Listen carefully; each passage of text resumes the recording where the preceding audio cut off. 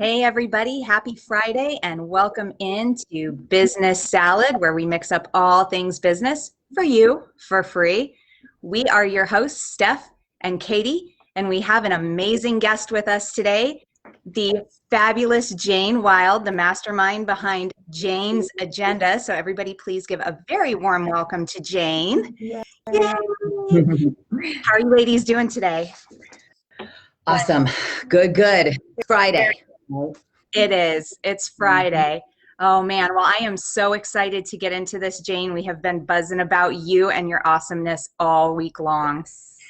So I'm excited. Katie, do you want to kick us off with some questions for Jane? Yes, absolutely.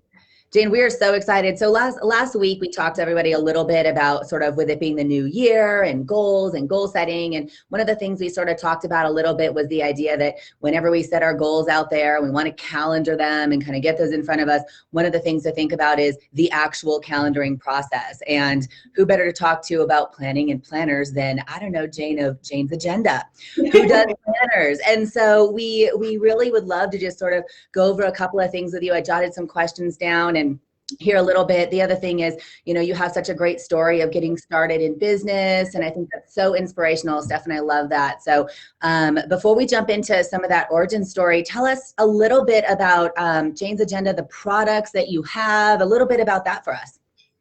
So we create a build-it-yourself planner. So we sell all the different pieces that you can use to make the perfect planner for you, because we realize not every woman needs the exact same planner. And so then we also have a subscription box that goes kind of in tandem with that. And that's the core of our product line. Absolutely. So people, if they were to find you or go on your website, they really could say, hey, I want a planner. I know what I want. I get that. I go through that process.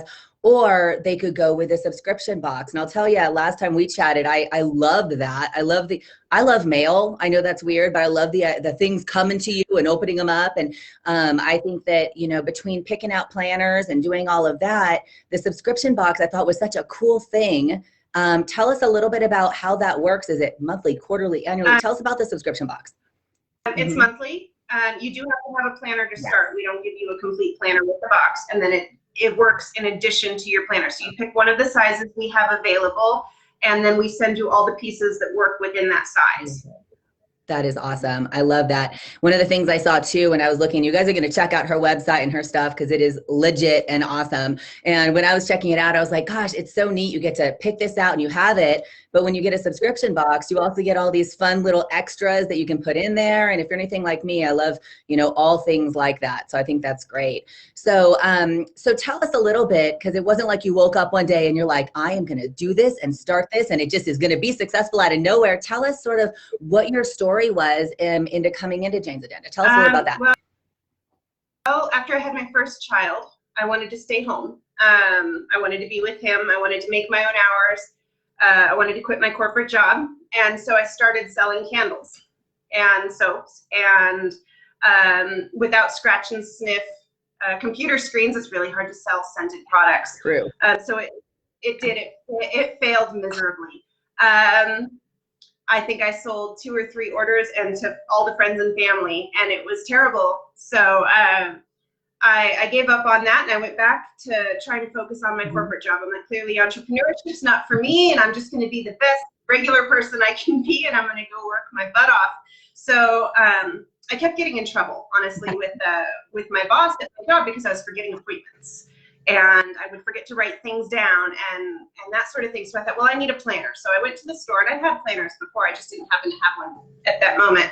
And I went to the store to find one that I could carry in one hand and write while I walked around our floor, and they didn't have one. It didn't exist. If it did, it was a really, really flimsy thing.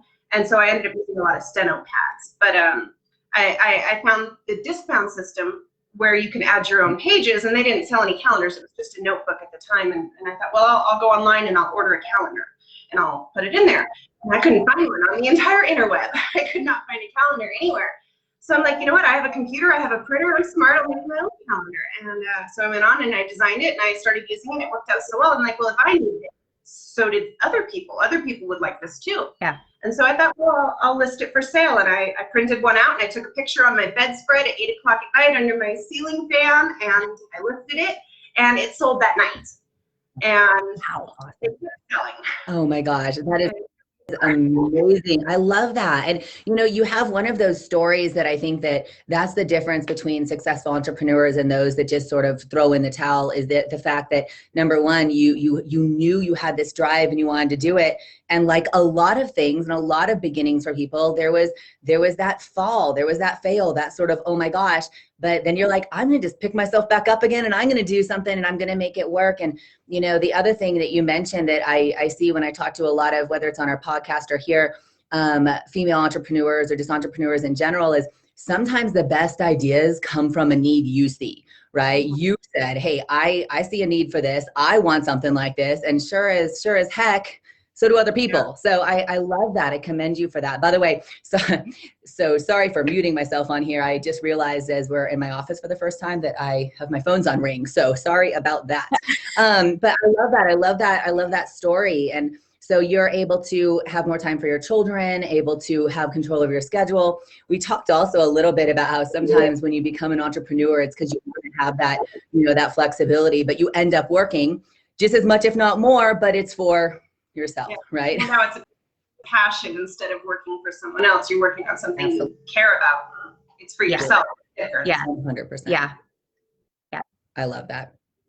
So one of the things that I'd want to ask you and kind of pick your brain on is the idea that, and just really just your perspective, so many people will say, well, what do I need a physical planner for? What do I need the paper planner for when I just got my Google Calendar and I just stick them in there? And I am a big cheerleader for the paper planners in addition to the Google Calendar. And I'd love to hear your sort of quick answer on why should someone have a paper planner if they have a Google Calendar? There's a couple different reasons, and I always say use both because I use both. When there's studies out there, the tactile act of writing something down helps you remember it. It helps you be more present. But there's also this stigma: you can't pull your phone out in the middle of a meeting to take notes. It's considered rude. You can't pull your phone out in all sorts of situations now because people assume you're Facebooking or something of that nature. Where if you pull out your planner, everyone goes, "Oh, this lady has it together." Right? So I recommend that, but it's also fun. I love my planner. I get joy when I use it. Like, I don't feel joy when I use Google Calendar. Right. Remember that for sure. I agree with that. I love it. And I think that especially, those of you that are watching this later, I definitely recommend when you check some of this out, you're going to see, they are beautiful. They are just well thought out, and we're big fans here. One of the things that I think just dealing with entrepreneurs, it's good, before I hand it off to Steph in a second, is we all kind of deal with our struggles and our successes. What would you say maybe one of the biggest struggles you've kind of faced in business so far has been? What were some of those biggest struggles? Well, it's a consistent struggle. We are growing very rapidly, always. We've been growing rapidly since day one, and we're 7 years in, and it hasn't stopped. And so there's constant plot twists and shifts, and we have to do things differently that we didn't expect to have to do because the old way that worked a week ago no longer works. So we're very flexible, but it's a forced flexibility, which can be stressful. You have to be flexible. That's difficult, not just for me, but for my staff who want to get used to a routine. They want to be able to build a skill set, and they'll get really good at something. And then 2 days later, I'm like, sorry, we're doing it differently now because that doesn't work anymore. And that's an everyday thing. We rearrange our entire workshop 3 or 4 times a year because it no longer works the way it worked before. Oh my God. Yes. Absolutely. Adapt or die. You guys are doing a great job. For sure. And I think that's something too. What a great problem to have, right? We all kind of laugh about that, but boy, can that be a train wreck if it bottlenecks. So for sure. And the last one I want to kind of jump to before I hand off to Steph is, what would you say maybe the biggest success for you has been in the last 7 years for you in this business?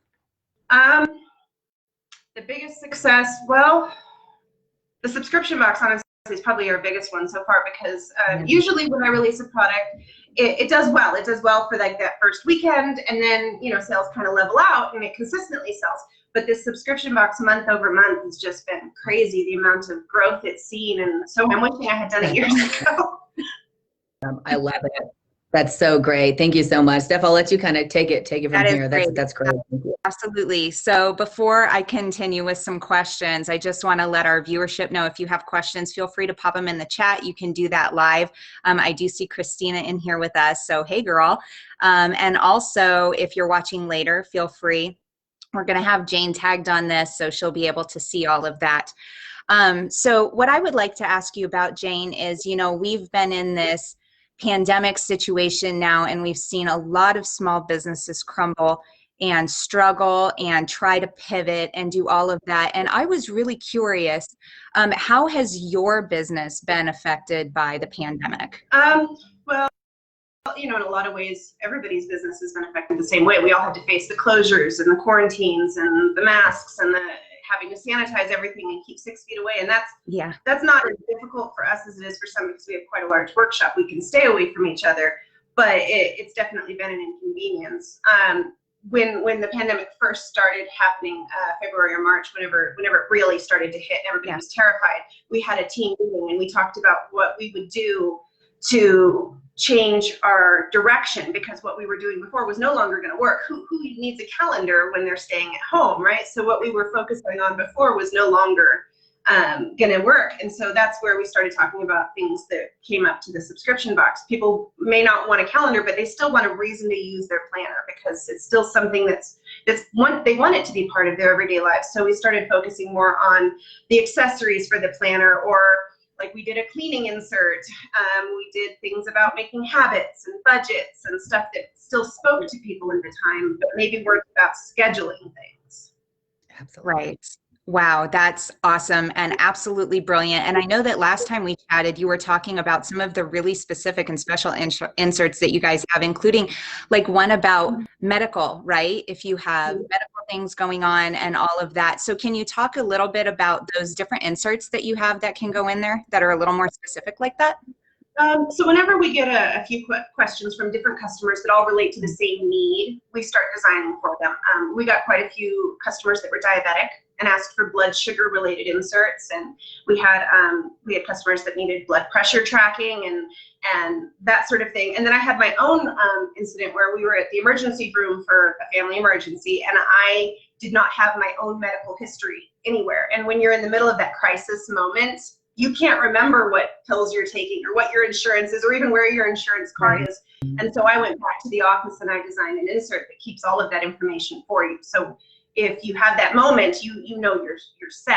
Your planner's got your back. That is absolutely brilliant. I love it. Oh my gosh. And so another thing too, I think related not just to the pandemic, but because your origin story is, it really is such an inspiration, just because you did have that try and that fail and you said, you know what, nope, that's not good enough. I'm going to try again. And now you've made such a success out of this, going from that very first little print it off and slap it together and take a picture on your bedspread now to this amazing organization that you're developing. I'd like to know what advice you would give to anybody who's thinking about starting up a product-based business, whether that's developmental or even social media related marketing, anything that you think that is important information to impart to somebody who's considering starting up or maybe just getting going. Things I wish I had done differently. I wish that I had tracked my numbers from day one. I didn't do a great job of my bookkeeping that first couple years, and so I know I didn't make a profit. And I wish I had known what level things were at, because I could have made different decisions. That's first. I wish I had tracked my hours. I wish I had known how much I was working for the amount of money I was making, because that makes you make different decisions. Also, I probably got negative dollars per hour if I had done the math. It was all for joy at that point. That's always the first thing I say. Make sure that you do it the right way from the start. And I mean that being, it's easier to start out with already having your domain name picked out and already having your tax stuff figured out before you start selling. Because I transitioned, I started this in 2013 and we transitioned to an LLC in 2016. And it was so difficult to move everything over. And so I wish I had signed up for the LLC stuff all right at the beginning, because then everything could have been so much more seamless. it's important for business credit too. And I didn't realize that when you start an LLC, they think you're a new company. And so even though we've been around 7 years, my credit only goes back to when we signed up for the LLC. And so that makes it different when I want to upgrade machinery. I wish I had done that from the start. Yeah. Point. Yes, that is a great point about establishing the company early and about the machinery, because I do think a lot of people when they're starting out do just what they can to get by, and they're afraid, I think, to go all in with that budget on those big ticket items. And it's that whole, growth is painful and growth is expensive, and you kind of have to try and get ahead of that. So I know that you were saying that you had some experience with that as well. So I love it. Yeah, there's a book that I read that says growth sucks cash. And I think about that every time I have to buy a new machine or I have to rent something. But if you don't pay the money, you don't get to play. So it's important. Pay to play. You got it. That's perfect. And so, Jane, we do have a question in the chat, which Christina grabbed for us. They were asking about your website, and I was going to save it to the end, but since we've got it now, can you give everybody, please, all of your social handles and your website there, and just let everybody know where they can find you? We are janesagenda.com. It's all one word. There's no apostrophe in the website. And then same thing for every social media outlet out there. Pretty much, we're at Jane's Agenda on Instagram. We're most active on Instagram. We're on Twitter and YouTube and all of those places. It's all Jane's Agenda. I love it. Perfect. I'm going to be coming to you for YouTube stuff because everybody knows we're just getting rocking and rolling with that. So I love that.